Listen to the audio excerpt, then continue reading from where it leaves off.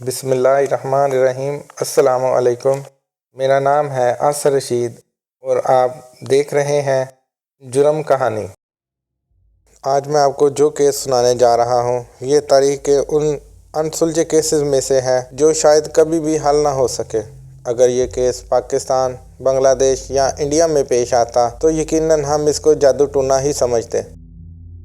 یہ جولائی 1951 کی ایک صبح کی بات ہے جب فلوریڈا کے علاقے ٹمپا بے کے ایک اپارٹمنٹ کی مالکہ پینسی کارپینٹر کو ایک ٹیلی گرام موصول ہوا جو ان کی ایک کرایہ دار کے لیے تھا۔ وہ ٹیلی گرام لے کر ان کے اپارٹمنٹ میں پہنچی تو دروازہ کھٹکھٹایا تو کوئی جواب نہیں ملا، جس پر انہوں نے دروازہ کھولنے کا فیصلہ کیا۔ جب انہوں نے دروازے کی ناپ کو چھوا تو دروازے کی ناپ لگ بھگ ناقابل برداشت حد تک گرم تھی۔ پینسی کارپینٹر کو معاملہ مشکوک لگا تو وہ اپنے اپارٹمنٹ واپس گئی اور پولیس سے رابطہ کیا۔ جب پولیس اہلکار وہاں پہنچے اور 67 سالہ میری ریسر کے اپارٹمنٹ میں داخل ہوئے تو ان کا سامنا اپنی زندگیوں کے سب سے پراسرار کیس سے ہوا۔ 67 سالہ معمر خاتون کرسی پر تھیں، بس ہوا یہ تھا کہ زندہ یا لاش کی شکل میں نہیں بلکہ راکھ کی صورت میں۔ اگر بایاں پیر، کھوپڑی اور ریڑھ کی ہڈی کا کچھ حصہ نہ بچتا تو کوئی بھی یہ نہیں بتا پاتا یہ کسی انسان کی راکھ ہے۔ اس خاتون کا لگ بھگ پورا جسم جل کر خاک ہو گیا، مگر حیران کن طور پر ان کی کرسی کے باقی بچ جانے والے اسپرنگز کے برابر میں اخبارات کا ڈھیر بالکل ٹھیک حالت میں موجود تھا۔ اپارٹمنٹ کا تمام فرنیچر، قالین، دیواریں درست حالت میں تھے۔ آتش زدگی کی واحد نشانی کچھ پلاسٹک مصنوعات کا نرم ہونا اور چھت پر حرارت اور دھوئیں سے بننے والے کچھ نشانات تھے، یعنی میری ریسر اپنی نشست گاہ کے درمیان میں راکھ کا ڈھیر بن گئی۔ یہ خاتون کون تھی؟ میری ریسر 8 مارچ 1884 کو ریاست پینسلوینیا کے علاقے کولمبیا میں پیدا ہوئی اور اپنے شوہر کی موت کے بعد سینٹ پیٹرز برگ، فلوریڈا منتقل ہو کر اپنے بیٹے ریچرڈ اور اس کے خاندان کے قریب مقیم ہو گئی۔ میری کو فلوریڈا کا گرم موسم پسند نہیں تھا۔ وہ تمباکو نوشی کرتی اور نیند کی 2 عدد گولیاں باقاعدگی سے استعمال کرتی۔ اپنی موت سے ایک دن پہلے اپنے بیٹے ریچرڈ سے ملاقات میں انہوں نے شکایت بیان کی اور واپس پینسلوینیا جانے کا ارادہ ظاہر کیا۔ وہ فلوریڈا کے گرم موسم سے بھاگنے کی خواہش مند تھی اور ان کے لیے جو ٹیلی گرام بھیجا گیا وہ پینسلوینیا کے ٹرپ کے انتظامات مکمل ہونے کے بارے میں ہی تھا۔ پولیس کی تحقیقات: یہ خاتون یقیناً جل کر خاک ہوئی، جس کے لیے 3000 ڈگری سینٹی گریڈ درجہ حرارت کی ضرورت ہوتی، مگر اس کے باوجود کمرے میں آتش زدگی کے لگ بھگ کوئی شواہد نہیں ملے۔ جلنے کے بعد میری کی کھوپڑی سکڑ کر چھوٹے سائز کی ہو گئی، جس نے تحقیقات کو مزید پیچیدہ بنا دیا، کیونکہ شدید درجہ حرارت سے کھوپڑی سکڑنے کی بجائے پھیلتی ہے بلکہ پھیل کر پھٹ جاتی ہے۔ عمارت میں کسی کو بھی آگ کا علم نہیں ہوا، بس پینسی کارپینٹر کو صبح 5 بجے کے قریب دھوئیں کی بو محسوس ہوئی، مگر اسے وہ اپنی ناقص برقی مصنوعات کا نتیجہ لگا۔ پولیس اس موت کے حوالے سے ایک بات کی تصدیق کر سکی اور وہ تھا موت کا صحیح وقت، صبح 4:30، اور وہ بھی اس وجہ سے کیونکہ گھڑی پر وقت ساکٹ پگھلنے کی وجہ سے رک گیا۔ سینٹ پیٹر برگز کی پولیس نے 5 دن میں اپنی شکست تسلیم کر لی۔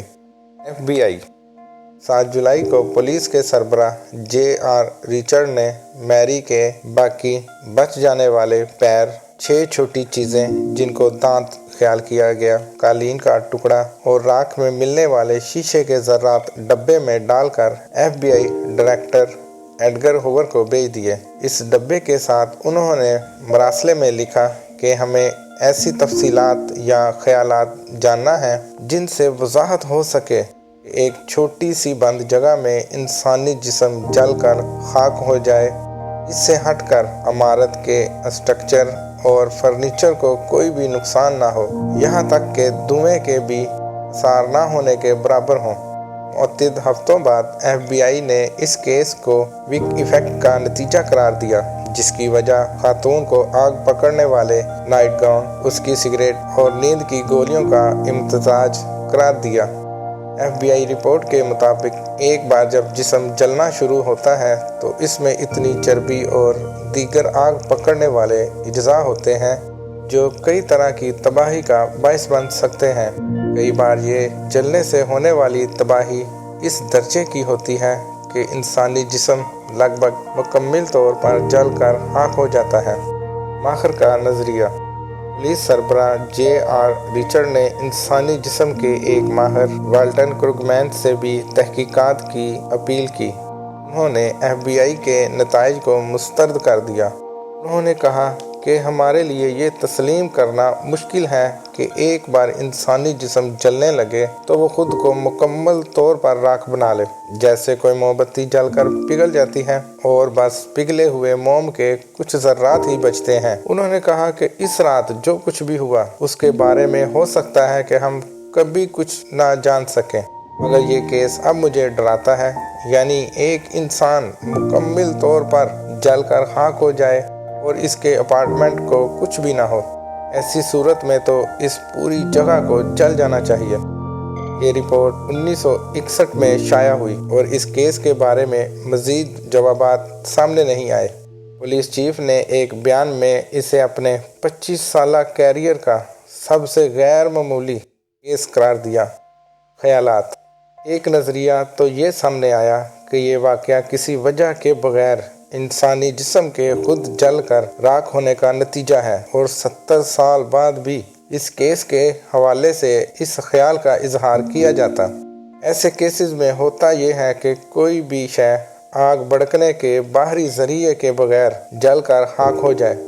मैरी रेसर से हटकर भी इस तरह के केसेस सामने आए और इन केसेस की तहकीकात भी कोई ठोस जवाब देने में नाकाम हुई। यानी ये हज़म करना ही मुश्किल है कि कोई इंसान अचानक ही किसी वजह से जलना शुरू हो जाए, मगर FBI ने मैरी के केस में इस ख्याल को ठोस अंदाज से ही मुस्तरद कर दिया। Big fact. FBI ने जो ख्याल पेश किया वो ज़्यादा दहशत ज़दा कर देने वाला, यानी वो खातून किसी मोमबत्ती की तरह आहिस्ता आहिस्ता जल कर राख हो गई। फालिज या हार्ट अटैक की वजह से अगर आग लगने पर वो पहले ही मर चुकी थी, या नींद की अद्वियात के असर के बायस बेहोश या हरकत करने से कासर थी, तो ये आसानी से ख्याल किया जा सकता है कि जलता हुआ सिगरेट गिरा हो और इनको जलाना शुरू कर दिया हो। मगर इस नज़रिए के दुरुस्त होने में मसला ये है कि आखिर अपार्टमेंट और पूरी इमारत 3000 डिग्री सेंटीग्रेड से ज़्यादा दर्जा हरारत से मुतासिर क्यों नहीं हुई और खोपड़ी पड़ी क्यों सिकुड़ गई। इस मौत के एक दहाई से ज़्यादा अरसे बाद वाल्टन क्रुगमैन ने एक मुतबादिल थ्योरी पेश की। वो थ्योरी ये थी कि हो सकता है कि खातून को किसी और जगह कत्ल करके जलाया हो और फिर राख वापस अपार्टमेंट में पहुंचा दी गई हो। उनके मुताबिक मुबैना कातिल को इंसानी जिस्म जलाने वाले आलात तक रसाई हो और खातून को राख बनाने के बाद बाकियात को वापस अपार्टमेंट पहुंचा दिया गया हो। मगर इस ख्याल पर भी बहुत ज़्यादा सवाल सामने आए, जैसे अपार्टमेंट में प्लास्टिक का कुछ सामान नरम क्यों हो गया और दरवाजे की नाप बहुत ज़्यादा गर्म क्यों थी। आखिर कातिल ने किसी खातून को अगवा, कत्ल और जलाकर वापस कुर्सी पर पहुंचाने की मेहनत क्यों की। अब तक इस केस से जुड़े सवालात का कोई तसल्ली बख्श जवाब सामने नहीं आया और इतने बरसों बाद भी ये केस जदीद तारीख के चंद हल तलब इसरार में से एक समझा जाता है। इसके साथ ही मुझे इजाज़त दें, बहुत जल्द आपके पास एक नया केस लेकर हाज़िर होता हूँ। अल्लाह हाफिज़।